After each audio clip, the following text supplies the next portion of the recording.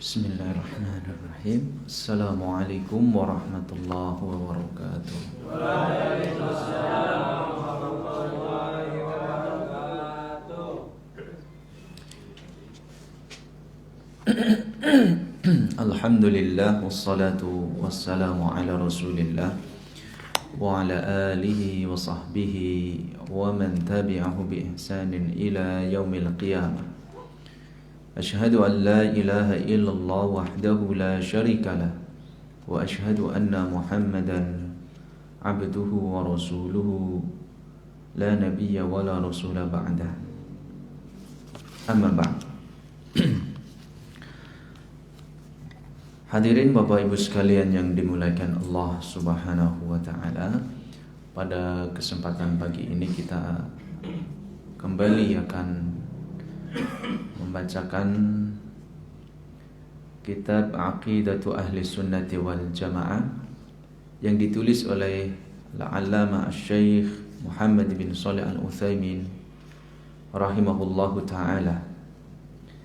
Pada kesempatan sebelumnya kita sudah sampaikan di halaman 10, yaitu tentang sifat Allah Subhanahu wa taala yang wajib kita imani, bahwa Allah itu zat yang maha tinggi, baik zatnya maupun sifatnya.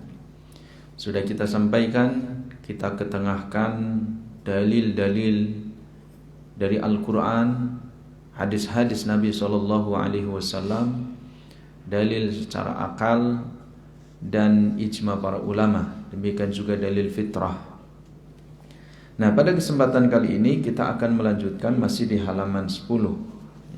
Masih di halaman 10, dan ayat ini masih menegaskan, menjelaskan bahwa Allah Subhanahu wa taala adalah zat yang maha tinggi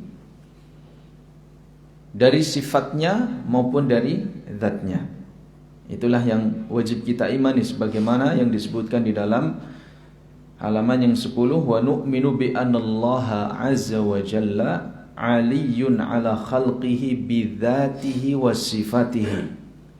Allah itu maha tinggi zat dan sifatnya.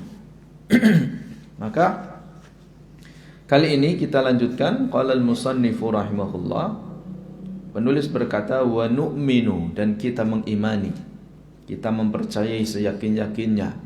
Jadi kita masih membahas konteks, masih terkait bagaimana kita mengenal Allah, ma'rifatullah, ma'rifatur Rabb, mengenal Allah Subhanahu wa taala. Karena keimanan itu kan ada 6. Antu'mina billahi wa malaikatihi wa kutubihi wa rusulihi wal yaumil akhir wa tu'mina bil qadari khairi wa syarrih.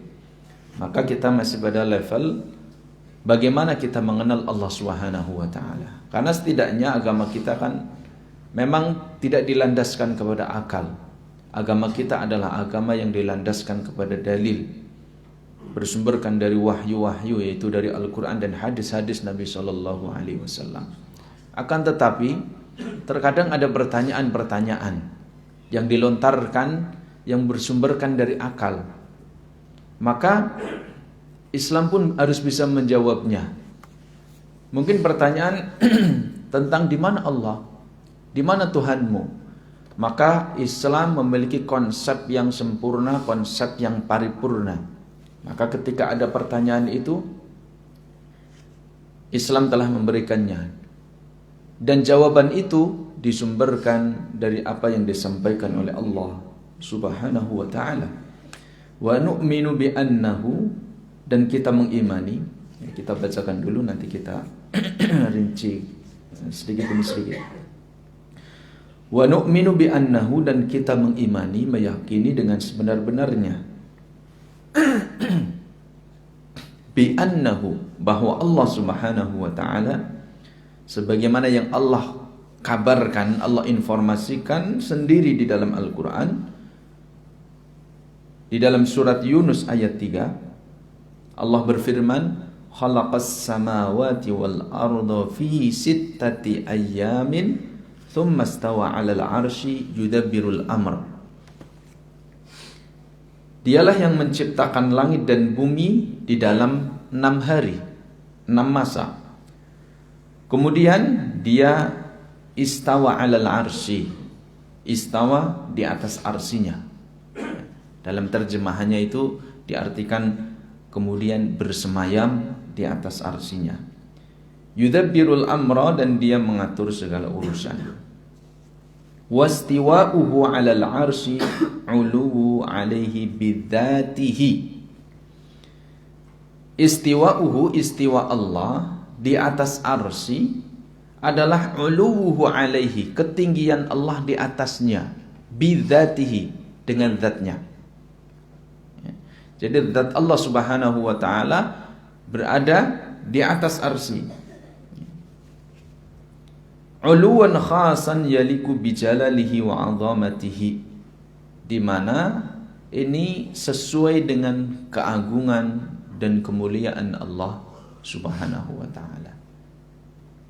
La ya'lamu kaifiyatahu, kita sebagai hambanya, sebagai manusia, tidak ada pun yang mengetahui kaifiyahnya, ilustrasinya, gambaran hakikatnya seperti apa. Itu yang tidak dijelaskan di dalam Al-Quran. Allah hanya menginformasikan tsumma stawa 'alal arsy, bahwa dia bersemayam di atas arsy. La ya'lamu kaifiyatahu illahu, tidak ada sesuatu pun yang mengetahui kaifiyahnya, bagaimana bersemayamnya, seperti apa bentuknya, kecuali Allah Subhanahu wa taala yang mengetahuinya. Karena tidak diinformasikan kepada kita, maka kita berhenti di situ. Kita hanya meyakini apa yang diinformasikan oleh Allah Subhanahu wa taala dan oleh Rasulullah sallallahu alaihi wasallam. Wa nu'minu bi annahu ta'ala ma'a khalqihi wa huwa 'ala 'arsyihi. Nah, di dalam gambaran akal kita, maka sekarang bersemayamnya Allah di atas arsinya menunjukkan Allah Maha Tinggi. Maka kita meyakini, harus meyakini pula bahwa Allah itu bersama hambanya, bersama makhluknya. Meskipun Allah di atas arsy. Apa yang dimaksud bersama hambanya? Wa huwa ma'a khalqihi ay ya'lamu ahwalahum. Allah mengetahui keadaan mereka.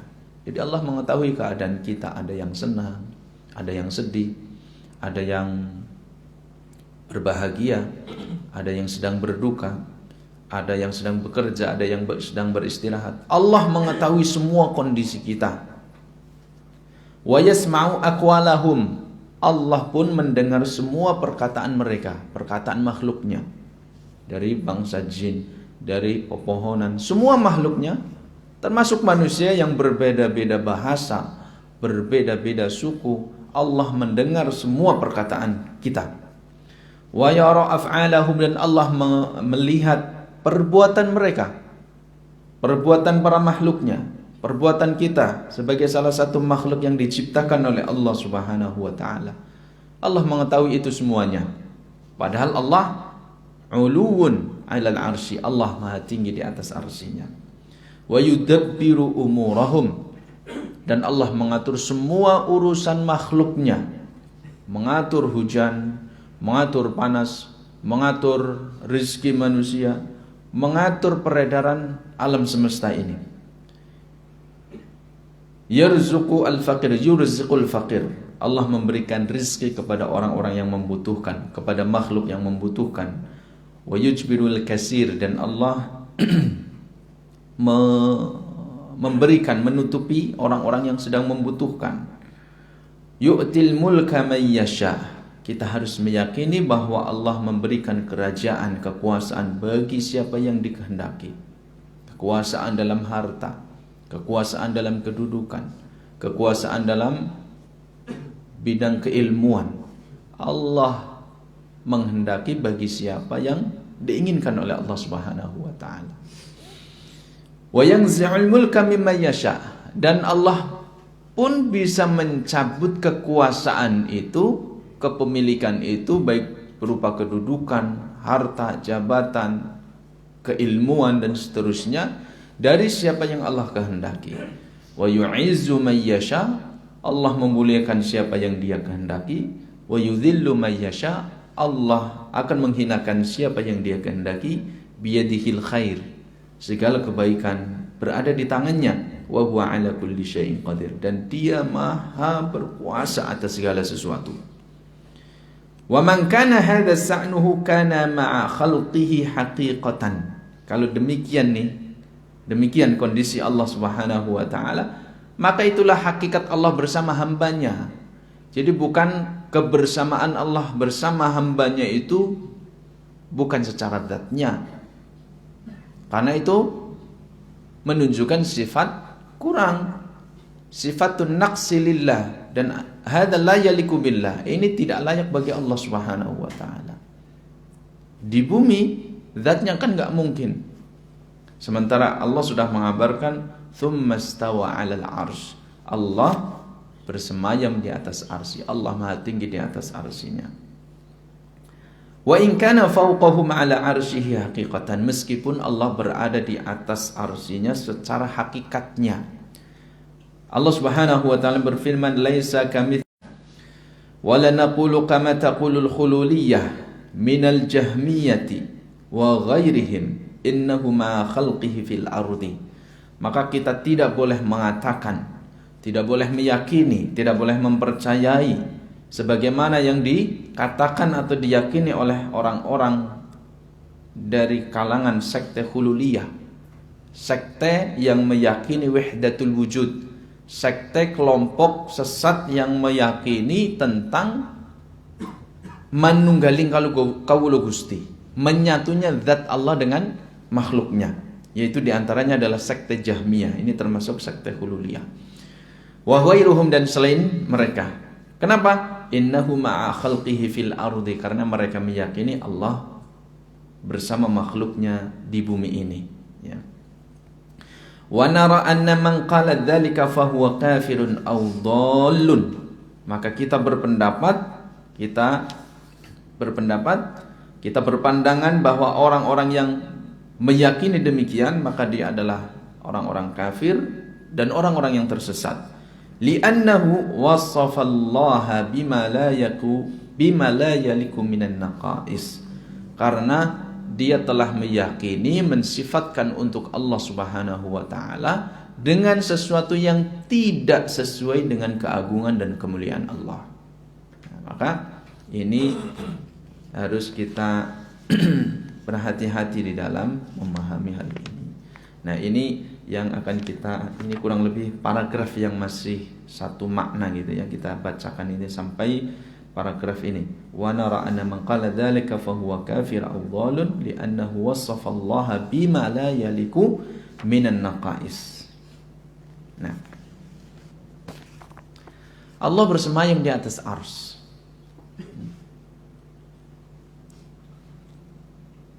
Apa itu ars? Ya, ars sebagaimana yang Allah disebutkan di dalam ayat tadi. Ars itu adalah dalam bahasa lughahnya as-sarirul ladzi yakhtassu bihil malik, singgasana. Dalam akal manusia itu ya, kita kan berbicara sesuai dengan dhahirul lafz. Kalau kita ngomong apa, misalkan kita makan apa, atau kita mengatakan ini tembok, dhahirnya ya yang kita tunjukkan itu, bukan kita memahami yang sebaliknya. Jadi apa yang kita ucapkan, itulah yang kita tangkap. Maka ketika Allah berfirman summa stawa 'alal 'arsy, Allah bersemayam di atas arsy-Nya, maka ars ini dipahami di dalam bahasa Arab, al-arsy itu adalah as-sarirul ladzi yakhtassu bihil malik, singgasana raja, singgasana, tempat seorang raja, tempat duduk seorang raja. Itu dalam akal manusia di dunia ini, raja maka dia akan duduk di atas singgasananya, itu raja. Nah, itu secara bahasa arsy adalah as-sarir, tempat duduk seorang raja. Dan dia berasal dari kata ain, dari huruf ain, ra dan shin, arsy. Maka ada walimatul urs. Itu urs artinya Arasya ya'arishu artinya membangun. Membangun apa? Ketika orang menikah, dia membangun rumah tangga.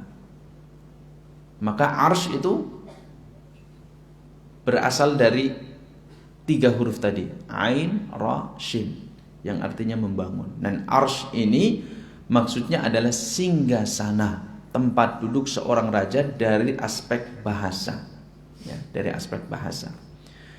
Wa ma'lumun anna as-sarira alladhi yakhtassu bihi al-malik sayakunu sariran 'aziman fakhman la nadhira lahu. Ini kita masih berbicara dari sisi bahasa. Di dalam bahasa Arab yang namanya singgasana itu adalah satu tempat duduk yang tidak ada pembandingnya. Misalkan di sampingnya ada menteri-menteri, ada bawahan-bawahan, ada pembantu-pembantunya, maka pasti tempat duduk seorang presiden, seorang raja akan dibuat paling berbeda, akan dibuat paling megah. Itu sudah hal yang lumrah dalam kehidupan manusia. Itu yang dipahami dalam akal manusia. Raja, orang yang paling diagungkan, yang paling dibesarkan di dunia ini, maka mereka akan menempati satu tempat yang sangat mulia. Itulah singgasana raja. Nah, di dalam bahasa Arab, kalimat arsy itu adalah sebuah singgasana yang disebutkan di dalam beberapa hadis. Kemudian di antaranya adalah menyebutkan misalkan hadis yang diriwayatkan oleh Abu Nuaim di dalam kitabnya Al-Hilyah. Diriwayatkan dari sahabat yang mulia Abu Dzarrin radhiyallahu anhu bahwa Abu Dzar ini sami'tu an-nabiyya sallallahu alaihi wasallam yaqul. Beliau mengatakan, aku mendengar Rasulullah sallallahu alaihi wasallam bersabda, "Mas samawatus sab'u fil kursi illa kahalaqatin mulqatin bi ardi falatin wa fadlul arsy 'alal kursi ka fadli tilkal falati 'ala tilkal halaqah." Di sini ada satu informasi yang bersumber dari Nabi sallallahu alaihi wasallam. Disebutkan bahwa Abu Dzar ini pernah mendengar Nabi sallallahu alaihi wasallam bersabda, "Tidaklah 7 langit itu kalau dibandingkan dengan kursi Allah Subhanahu wa taala, sebagaimana yang disebutkan di dalam ayat kursi di surat Al-Baqarah, wasi'a kursiyyuhus samawati wal ard." Luas kursi itu meliputi langit dan bumi. Bayangkan Bapak Ibu sekalian yang dimuliakan Allah. Wasi'a kursiyyuhus samawati wal ard. Allah memberikan informasi kepada kita, kursinya itu meliputi atau luasnya meliputi langit dan bumi. Dan di dalam hadis ini beliau sallallahu alaihi wasallam mengatakan, tidaklah langit yang 7 itu jika dibandingkan dengan kursi Allah Subhanahu wa taala kecuali seperti cincin yang dilemparkan, kahalaqatin mulqatin ala ardi fala, yang dilemparkan di tanah yang lapang. Tanah lapang ini tidak ada batasnya. Setiap orang pasti akan berbeda-beda. Tapi kalau lapang sekali, tidak ada batas di situ pandangan mata, maka semua orang akan sepakat, oh ini tanahnya luas sekali, lapang sekali. Nah, tapi tidak disebutkan berapa meter, berapa lebarnya, berapa panjangnya. Maka ini menunjukkan satu tempat yang sangat luas. Ada cincin di tangan kita, kemudian dilemparkan di satu area yang sangat luas. Maka kata Rasulullah SAW, itulah perbandingan arsy Allah Subhanahu wa taala dengan kursinya. Jadi kursinya itu adalah semacam cincinnya, dan arsy Allah itulah tanah lapangnya. Artinya jauh sekali berbeda antara kursi dengan arsy-nya. Lalu kursi itu apa? wasi'a kursiyyuhus samawati wal ard. Disebutkan di dalam sebuah tafsir sebagaimana yang ditafsirkan oleh Abdullah bin Abbas radhiyallahu anhu ketika menafsirkan wasi'a kursiyyuhus samawati wal ard, al-kursiyyu huwa mawdi'ul qadamaini, bahwa kursi itu adalah tempat kedua kaki Allah Subhanahu wa taala. Wal arsyu la yuqaddar qadruhu ilallah, dan luasnya ars itu tidak ada yang mengetahui kecuali Allah Subhanahu wa taala. Nah, tunggu dulu ini, jangan kita membayangkan, oh, berarti Allah seperti saya duduk ini. La yaliku billah. Tidak mungkin, laisa kamitslihi syai'un wa huwas samiul basir. Tapi karena ini riwayat-riwayat ataupun ayat-ayat yang mengabarkan kepada kita, memberikan informasi kepada kita tentang sifat dzat Allah, tentang sifat fi'liyah, perbuatan Allah, maka kita harus yakini dulu itu. Kita yakini sesuai zahirnya. Dan maknanya jangan kita simpangkan dulu. Kita yakini apa adanya, karena hakikat ketika orang berbicara pasti yang ditangkap lafadznya, lafadz zahirnya. Ketika Allah berfirman, menyampaikan firman wahyu itu kepada Rasulullah sallallahu alaihi wasallam, kemudian Rasulullah menyampaikan kepada kita, itu makna zahirnya. Maka kita wajib untuk menetapkan sifat-sifat, baik sifat dzatiyah maupun sifat fi'liyah untuk Allah sebagaimana yang Allah sifatkan untuk dirinya dan sebagaimana yang disifatkan oleh Rasulullah sallallahu alaihi wasallam untuk Allah Subhanahu wa taala. Kalau tidak ada, maka kita nggak boleh mensifatkan sesuatu yang tidak ada. Jangan kita bersandarkan kepada akal kita. Misalkan di sini ada hadis yang menyebutkan Allah itu nanti neraka itu akan mengatakan hal mim mazid, adakah yang mau dimasukkan lagi ke dalam neraka? Maka kemudian hatta yad'u Rabbul Izzati qadamahu, sampai kemudian Allah meletakkan kakinya. Artinya apa? Di sini hadis ini menjelaskan Allah menetapkan Allah punya kaki. Bal yadahu mabsutatani yunfiqu kaifa yasha. Allah menetapkan bahwa dirinya memiliki kedua tangan. Kemudian Allah bersemayam, itu sifat fi'liyah, sifat perbuatan Allah. Yang zilu Rabbuna tabaraka wa ta'ala, Allah turun. Itu menunjukkan sifat perbuatan Allah. Allah itu turun. Tapi laisa kamitslihi syai'un wa huwas samiul basir. Tidak ada yang sama perbuatan Allah, zat Allah dengan perbuatan maupun zat makhluknya. Nah, di sini sudah ada gambaran dari kita. Karena itu yang paling ditangkap oleh akal manusia, paling ditangkap. Nah, hakikatnya itulah yang kita tidak mengetahuinya, sehingga ketika Malik ibn Anas radhiyallahu anhu ditanya tentang surat At-Taha, Ar-Rahmanu 'alal 'arsy istawa. Zat yang maha pemurah yaitu Allah Subhanahu wa taala bersemayam di atas arsy-Nya. Maka jawaban dari Malik ibn Anas mengatakan al-kaifiyatu majhulun.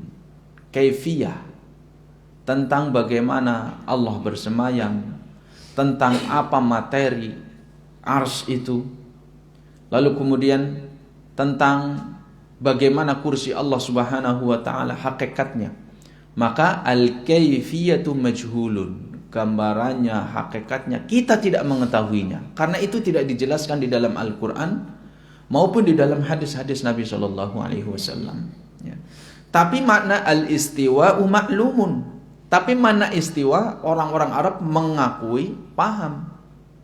Makna istiwa itu paham. Makna turun, nuzul itu paham. Bisa dipahami yang namanya turun ya seperti itu. Lalu kemudian yang namanya yatakallam, yaghdab, marah, berbicara, yadhak, tertawa. Itu adalah kalimat-kalimat, lafaz-lafaz yang maknanya dipahami. Akan tetapi hakikatnya seperti apa itu yang tidak dijelaskan di dalam Al-Quran. Sehingga al-istiwa'u ma'lumun, makna istiwa itu jelas, dipahami. Wal kaifiyatu majhulun, adapun hakikatnya, bentuknya itu seperti apa, bagaimana Allah beristiwa, itu yang tidak dijelaskan sehingga tidak diketahui oleh kita. Karena tidak ada sumbernya hakikat ini, sehingga kita nggak boleh mengulik-ngulik, kemudian menggabung-gabungkan pakai akal kita. Allah punya tangan, Allah punya kaki, Allah ada wajah. Oh berarti Allah punya jism, punya tubuh. Tubuh berarti terdiri dari darah, terdiri dari otot, terdiri dari tulang. Tidak bisa. Itu tidak ditetapkan di dalam Al-Quran maupun hadis. Maka hakikat kaifiyah itu kita serahkan kepada Allah Subhanahu wa taala. Wal imanu bihi wajibun. Kata Malik bin Anas, kita wajib untuk mengimani itu. Barang siapa yang menolak bahwa Allah beristiwa, maka dia berarti menolak firman Allah Subhanahu wa taala, menolak hadis-hadis Nabi sallallahu alaihi wasallam. Was-su'alu anhu bid'atun. Ada yang menambahkan riwayat ini bahwa menanyakan hal itu adalah sesuatu yang baru, perkara bid'ah. Para generasi sahabat, para tabi'in, para tabi'ut tabi'in, generasi-generasi awal Islam itu, generasi-generasi terbaik, tidak ada pun di antara mereka yang mengatakan tentang kaifiyahnya. Ya.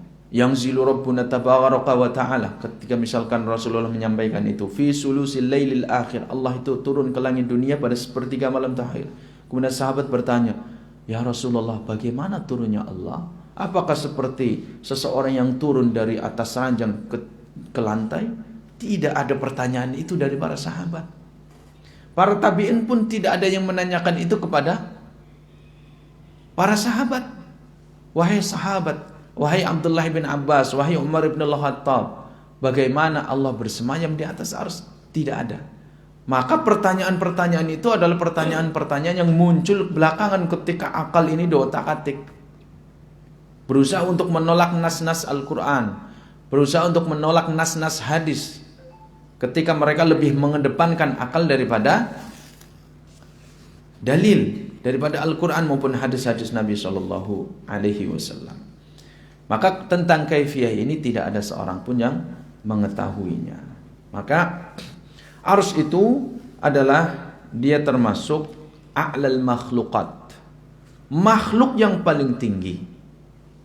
Makhluk yang paling tinggi.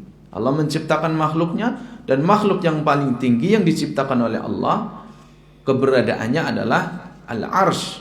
Ya, al-arsy. Sebagaimana sabda Nabi SAW yang disebutkan di dalam riwayat Imam Bukhari, beliau bersabda, fa idza sa'altumullaha, jika kalian meminta kepada Allah, fas'aluhul firdausa, maka mintalah surga Firdaus. Kenapa?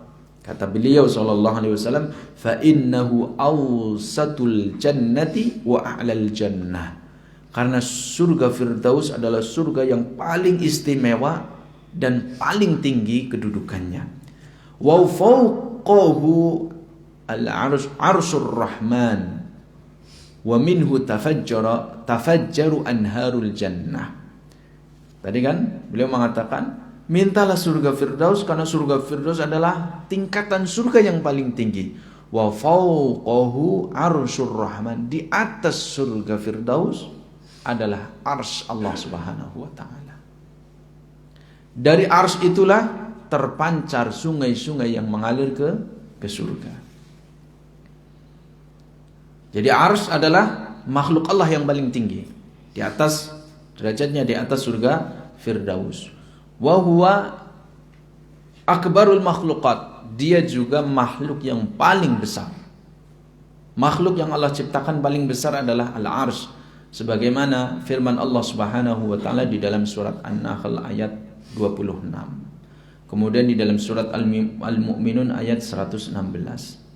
Allah Subhanahu wa taala berfirman di dalam surat An-Nahl, la ilaha illa huwa rabbul arsyil azim.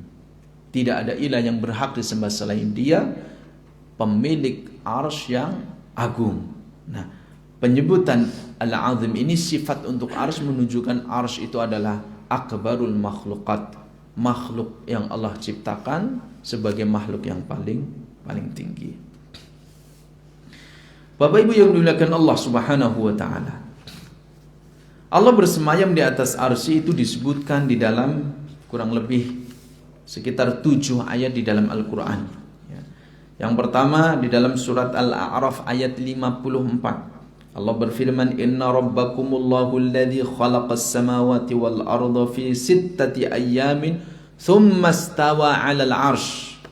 Sesungguhnya Rabb kalian yaitu Allah Subhanahu wa taala yang telah menciptakan langit dan bumi selama 6 hari, kemudian dia bersemayam di atas arsy, 'alal 'arsy, ya, di atas arsy. Jadi Allah di atas makhluknya. Arsy kan makhluk, ciptaan Allah. Allah di atas makhluknya, zatnya maupun sifatnya. Kemudian ayat yang kedua di dalam surat Yunus ayat 3, Allah Subhanahu wa taala berfirman, Inna rabbakumul ladzi, sesungguhnya Rabb kalian adalah Allah, alladzi khalaqas samawati wal arda fi sittati ayyam, yang telah menciptakan langit dan bumi dalam 6 hari. Tsumma stawa 'alal 'arsy, sama, kemudian dia bersemayam di atas arsy. Ayat yang ketiga di dalam surat Ar-Ra'd ayat 2, Allah Subhanahu wa taala berfirman, Allahu alladzi rafa'as samawati bighairi 'amadin tarawnaha. Allah lah yang telah mengangkat, meninggikan langit tanpa tiang sebagaimana yang kalian saksikan.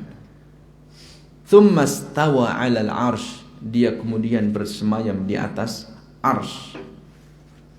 Kemudian ayat yang keempat disebutkan di dalam surat Thaha. Tadi yang sudah sempat disinggung, ayat yang kelima. Allah berfirman, Ar-Rahmanu 'alal 'arsy istawa. Dia yang Maha Pengasih bersemayam di atas arsy. Kemudian ayat 59 di dalam surat Al-Furqan. Ini ayat yang kelima. Ayat 59 di dalam surat Al-Furqan, Allah Subhanahu wa taala berfirman, Tsumma stawa 'alal 'arsyir rahman. Kemudian Ar-Rahman, zat yang Maha Pengasih, bersemayam di atas arsy. Ayat yang ke-6 disebutkan di dalam surat As-Sajdah ayat 4. Allah Subhanahu wa taala berfirman, Allahul ladzi khalaqas samawati wal arda wa ma bainahuma fi sittati ayyamin tsumma stawa 'alal 'arsy. Allah yang telah menciptakan langit dan bumi dan apa yang ada di antara keduanya, ya, bisa matahari, bisa bulan, planet-planet, itu adalah makhluk-makhluk yang ada di antara langit dan bumi. Allah yang telah menciptakan langit dan bumi dan apa yang ada di antara keduanya fi sittati ayyam, selama 6 hari, tsumma stawa 'alal 'arsy, kemudian dia bersemayam di atas arsy. Kemudian ayat yang ketujuh, ya, yaitu surat Al-Hadid ayat yang keempat. Allah Subhanahu wa taala berfirman, huwallazi khalaqas samawati wal arda fi sittati ayyamin tsumma stawa 'alal 'arsy. Dialah yang menciptakan langit dan bumi dalam 6 hari, kemudian dia bersemayam di atas arsy. Nah, ini 7 ayat ini informasi langsung dari Allah Subhanahu wa taala yang menjelaskan bahwa dirinya bersemayam di atas arsy, ya, di atas arsy. Sehingga kalau ditanya aina Allah, Allah istawa 'alal arsy, jelas, ya. Konsep Islam, akidah Islam, keyakinan Islam bahwa Rabbnya, Tuhannya itu bersemayam di atas arsy. Kemudian di dalam hadis-hadis Nabi SAW juga disebutkan. Di antaranya adalah hadis yang cukup panjang, yang cukup panjang. Dan hadis dan Al-Quran itu tidak akan ada yang bertentangan. Semua saling melengkapi, saling menguatkan. Hadis yang pertama adalah hadis yang diriwayatkan oleh Imam Bukhari dan Muslim. Rasulullah SAW bersabda, "Lamma qadallahu al-khalqa kataba fi kitabihi fa huwa 'indahu fawqal 'arsy." Beliau bersabda, ketika Allah menetapkan takdir untuk makhluknya, maka Allah menulis takdir itu di dalam kitab Lauhul Mahfuz, fa huwa 'indahu fawqal 'arsy. Kitab itu berada di sisinya, di mana Allah fawqal 'arsy. Allah berada di atas arsy, fawqal arsy. Kemudian Allah berfirman, "Inna rahmati ghalabat ghadabi." Sesungguhnya rahmatku, kasih sayangku mengalahkan amarahku, ya, mengalahkan murkaku. Kemudian hadis yang kedua. Hadis yang kedua Riwayat Imam An-Nasai di dalam Sunan Al-Kubra. Sebagaimana yang diriwayatkan oleh Abu Hurairah radhiyallahu anhu, anna Nabi sallallahu alaihi wasallam akhadha bi yadayhi. Nabi itu menggandeng tanganku lalu kemudian beliau bersabda, "Ya Abu Hurairah, wahai Abu Hurairah, innallaha khalaqas samawati wal aradina wa ma bainahuma fi sittati ayyam." Di Al-Qur'an disebutkan semuanya. Khalaqas samawati wal ard fi sittati ayyam. Penciptaan langit dan bumi selama 6 hari, 6 masa. Di sini pun disebutkan sesungguhnya Allah menciptakan langit dan bumi dan apa yang ada di antara keduanya dalam 6 hari. Tsumma stawa 'alal 'arsy yaumas sabi'. Kemudian Allah bersemayam di atas arsy-Nya pada hari yang ketujuh. Wa khalaqat turbata yaumas sabti, dan Allah menciptakan tanah pada hari Sabtu. Wal jibala yaumal ahad, dan Allah menciptakan gunung-gunung pada hari Ahad. Wasyajara yaumal itsnain, dan Allah menciptakan tumbuhan pohon-pohon pada hari Senin. Watikna yaumal thulatha, dan Allah menciptakan tikan, hal-hal yang penting di dunia ini pada hari Selasa. Wan nura yaumal arbi'a, dan Allah menciptakan cahaya pada hari Rabu. Wad-dawaba yaumal khamis, dan Allah menciptakan hewan-hewan pada hari Kamis. Wa Adam yaumal jumu'ati, dan Allah menciptakan Nabi Adam pada hari Jumat. Fi akhiri sa'atin minan nahari ba'dal asri, yaitu di akhir hari, di akhir siang hari setelah waktu asar. Jadi Allah menciptakan Adam pada hari Jumat. Jadi hari Jumat ini hari yang istimewa nanti. Allah ciptakan Adam, Allah turunkan Adam dari surga, Allah nanti matikan Adam pada hari Jumat, dan Allah akan jadikan hari kiamat itu terjadi pada hari Jumat. Ya. Maka Jumat termasuk hari Idul, ya, hari raya dalam pekan. Satu pekan adalah hari Jumat, hari raya, hari yang agung. Wa khalaqa adimal ardi ahmaruha wa aswaduha wa tayyibuha wa khabithuha, dan Allah menciptakan bumi ini, ya, menciptakan bumi ini, tanah ini, yaitu dari materi yang hitam dan merah, dari yang baik dan yang buruk. Min ajli dzalika ja'alallahu min Adam at-tayyiba wal khabitha, karena itu Allah menjadikan, ya, dari Adam itu ada yang baik, ada yang buruk, ya. Jadi karena memang manusia itu diciptakan dari tanah, dan asal penciptaan tanah itu ada yang baik, ada yang buruk, maka ada manusia yang baik, ada manusia yang buruk. Nah, di sini disebutkan bahwa Allah tsumma stawa 'alal 'arsy, Allah bersemayam di atas arsy. Ya. Dan ada hadis-hadis lain yang menyebutkan bahwa Allah Subhanahu wa taala itu bersemayam di atas arsy. Kemudian bersemayam artinya adalah ala, di dalam bahasa Arab artinya ala, tinggi. Wartafa'ah, di atas. Wasa'ida, naik. Au istaqara, atau bertinggal, ya, bertinggal. Dan semua ini dimaknai sebagaimana di dalam lughah Arabiyah, di dalam bahasa Arab, di mana Al-Qur'an diturunkan dalam bahasa Arab. Ya, sebagaimana misalkan di dalam surat Al-Mu'minun ayat 28. Allah Subhanahu wa taala berfirman, "Fa idza stawaita anta wa man ma'aka 'alal fulki." Allah berfirman menghikayatkan tentang Nabi Nuh ketika membuat kapal. Maka apabila engkau wahai Nuh dan orang-orang yang bersamamu telah istawa 'alal fulki, telah berada di atas kapal. Nah, istawa artinya naik. Istawaita anta wa man ma'aka 'alal fulki. Jadi kalau kalimat istawa ditambah dengan ala, itu artinya adalah naik, tinggi, di atas, istaqara, tinggal, dalam ketinggian. Artinya ini menunjukkan bahwa Allah maha tinggi zatnya, maha tinggi sifat-sifatnya di atas seluruh makhluknya. Nah, dari rangkaian-rangkaian ini tentunya perlu penjelasan-penjelasan lain yang lebih detail, karena ada orang-orang yang kemudian memahami karena mereka berusaha untuk menghindar supaya Allah tidak disamakan dengan makhluknya, akhirnya mentakwil. ya, menggeserkan maknanya, menyimpangkan maknanya.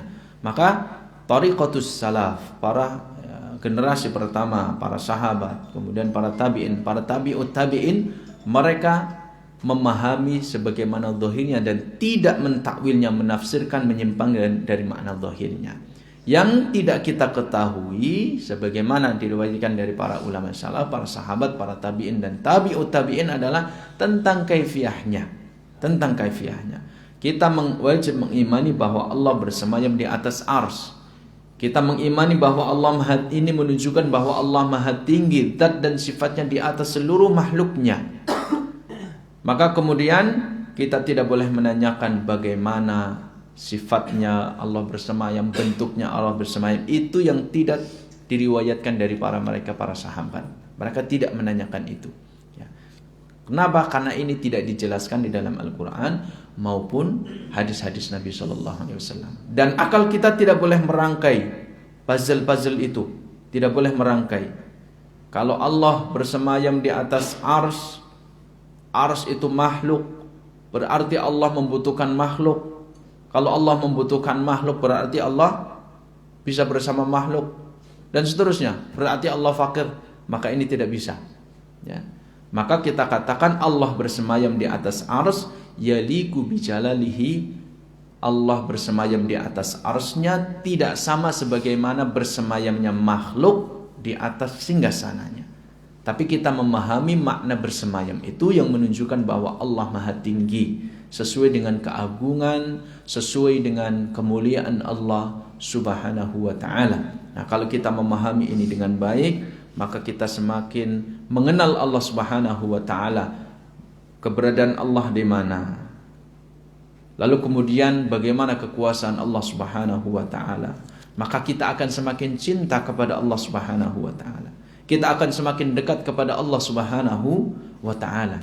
Karena inilah yang disampaikan oleh Allah subhanahu wa ta'ala, oleh Rasulullah sallallahu alaihi wasallam di dalam hadis-hadisnya. Demikian, mudah-mudahan ini bisa dipahami bahwa keyakinan kita terhadap Allah subhanahu wa ta'ala diantaranya adalah kita meyakini Allah bersemayam di atas ars yang menunjukkan Allah maha tinggi, zatnya dan sifat-sifatnya di atas seluruh makhluknya, termasuk ars itu. Ars itu adalah makhluk yang diciptakan oleh Allah subhanahu wa ta'ala. Kita tidak boleh berpikiran, berpandangan bahwa Allah membutuhkan makhluknya. Tidak. Allah justru makhluknya lah yang membutuhkan Allah subhanahu wa ta'ala.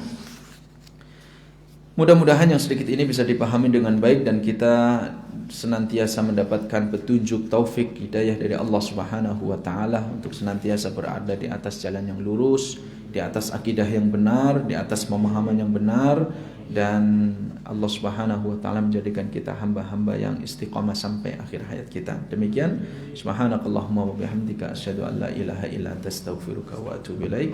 Assalamualaikum warahmatullahi wabarakatuh.